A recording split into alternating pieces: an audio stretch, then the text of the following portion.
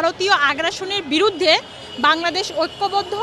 বাংলাদেশ তাদেরকে already boycott করা শুরু করেছে, সামনেও করবে। যার ভয়ে, যার আতঙ্কে মুস্তাফিজুর রহমানকে তারা বাদ দিয়েছে।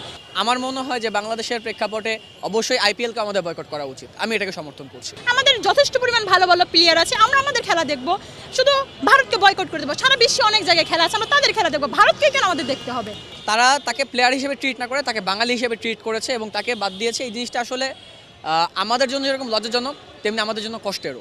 আপনারা ভিডিও দেখতে পেলেন যে বাংলাদেশিরা বলছে যে মুস্তাফিজুর রহমানকে কলকাতায় যে বাদ দিয়েছে আইপিএল থেকে, এই জন্য নাকি তারা আইপিএলকে ব্যান করবে।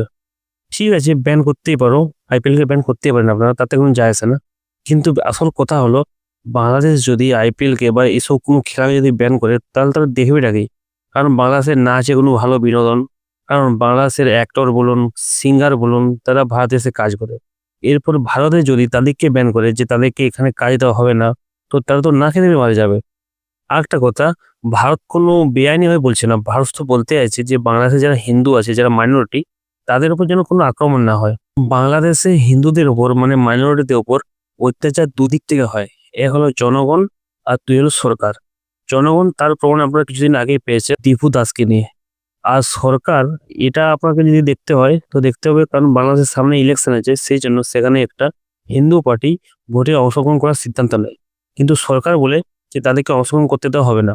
এতে বোঝা যায় যে সরকারও চায় যে কোনো মাইনরিটি, কোনো হিন্দু তাদের পার্টি যেন না তৈরি করে ফেলে। কিন্তু এদিকে ভারতে দেখুন, আমাদের ভারতে অনেক মুসলিম পার্টি আছে, যেমন ধরুন এসএফআই, এমআইএম। কিন্তু দেখুন আমাদের ভারতে এ নিয়ে কোনো সমস্যা হয় না। এর থেকে বোঝা যায় যে ভারত আর বাংলাদেশের মধ্যে কতটা পার্থক্য রয়েছে।